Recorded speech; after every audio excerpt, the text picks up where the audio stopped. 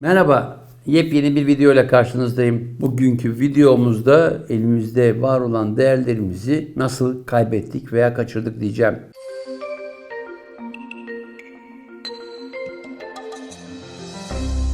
Kangal köpeği.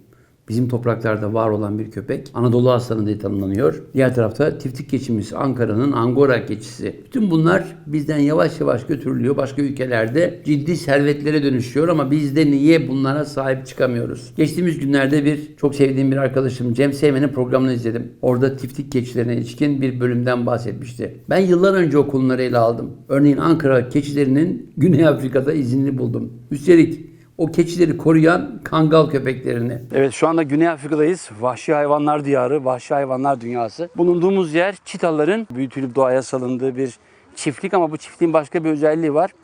Bu çiftlikte çiftlikleri çitalardan ve diğer yırtıcılardan korumak amacıyla ülkemizden getirilen kangal köpekleri de eğitiliyor. Şimdi bunlar ne zaman gitti derseniz, rivayet odur ki Türkler Anadolu'ya geldiklerinde hem kangal köpeklerini hem keçileri birlikte getirmişler. Tabii ki tarihçiler benzeri şeyleri başka yerlere bağlayabilirler. Ben sadece rivayetlere dayanarak söylüyorum. Ankaralılar keçileri kaçırdı. Nasıl kaçırdı bilemiyorum. Burada şu anda dünyanın en büyük yün pazarını oluşturdular.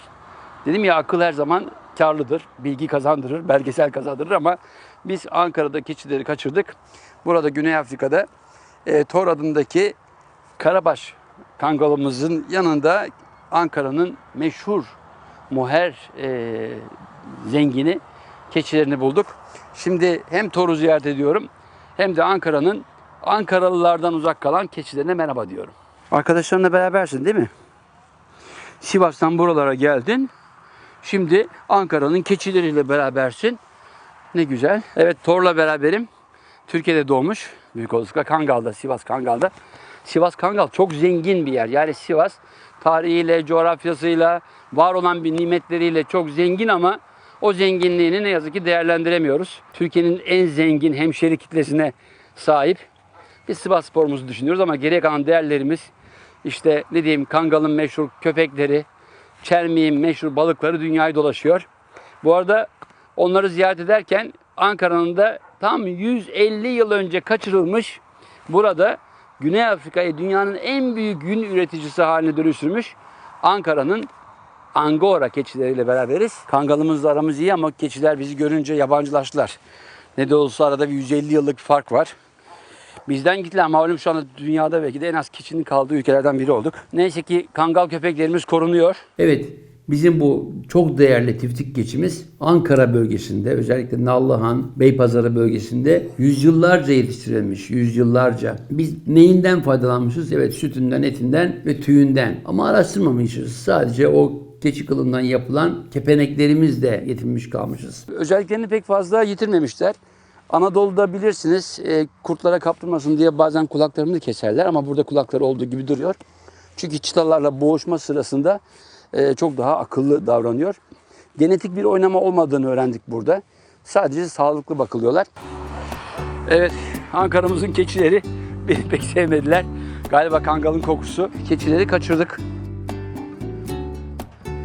Fiyat hocam gelse. Gelsene. Nasılsın? Gelin. Hemşeriniz geldi.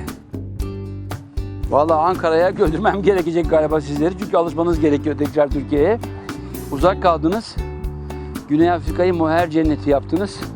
Biz de sentetik yüne talep etmeye devam edelim.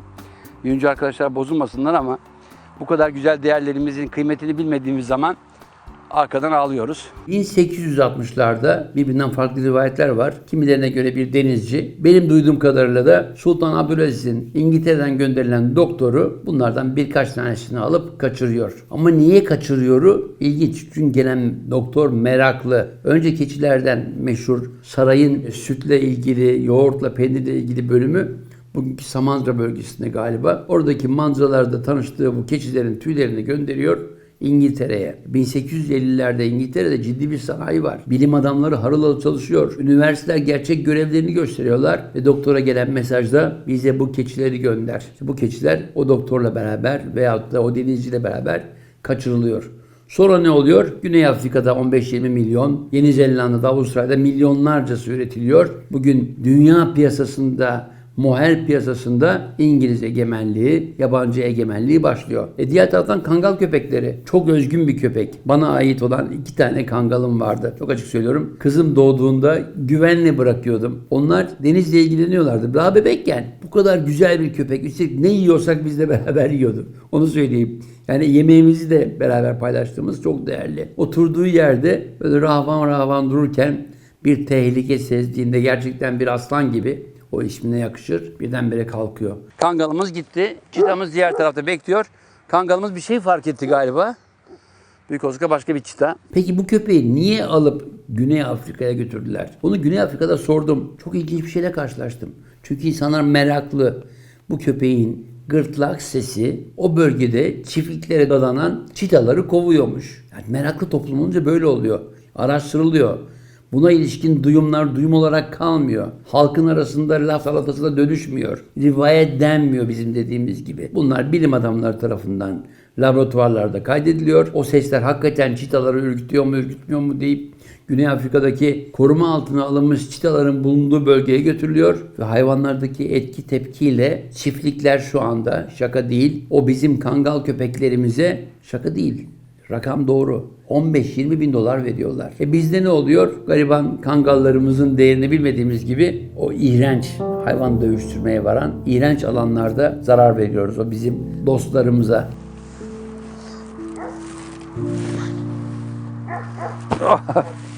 Ne yapıyorsun?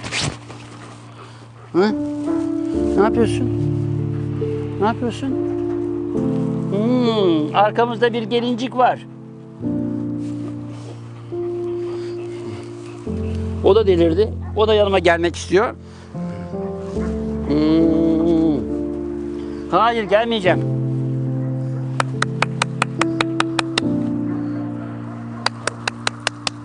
Gel. Gel. Gel. Gel gel gel gel gel gel gel gel gel gel.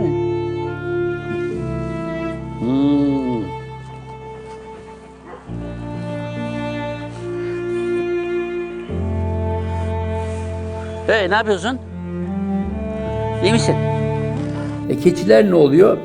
Vallahi o keçilerin tüyü, eğer şu anda ama Cem Seymen'in bize bahsettiği belgesele göre evet üretmeye başladık. Çünkü bir zamanlar sayı neredeyse bitti kadar azalmıştı. Ama yine hayvancılık zorda. Yine hayvancılığımızı biz teşvik ederken yanlış yollarla birilerini zengin etmek için teşvik ediyoruz. O güzel moher keçimiz, Angora keçimiz, Ankara'mızın keçisi yeterince değerlendiriliyor mu? Hayır. Ben Angora keçisinden neler yapılabileceğini söyleyebilirim. Eti sütü dışında. Muhteşem bir dondurma yapılacağına eminim.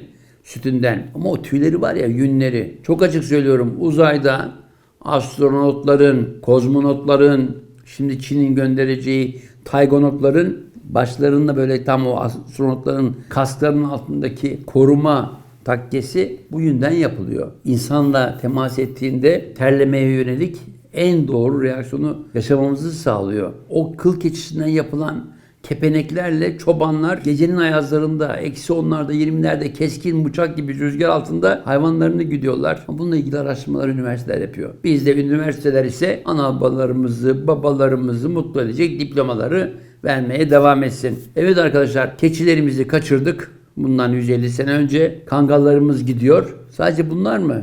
Bir başka videoda da size kaçırılan başka değerlerimizden de bahsedeceğim. Ama şu keçileri kaçırtmadan önce ne olur hayvancılığımıza, özellikle bu toprakların özgün hayvanlarına, çünkü geçtiğimiz yıllarda yapmış olduğum bir belgeselde gördüm. Biz İsviçre'den getirilen keçilerle şimdi hayvancılığımızı bir şekilde canlandırmaya kalkıyoruz. Hayır, bu topraklarda bu toprak insanının bildiği hayvanlar var. Biz onları çoğaltacağız. Etinden, sütünden doğru şekilde faydalanacağız. Ama o yünün araştırmasını yapıp artık el alemi zengin etmenin zamanı geçti diyorum. Evet, bu video burada bitiyor. Kafalarımızı, keçilerimizi kaçırma öykülerimizin benzerlerini anlatmaya devam edeceğim.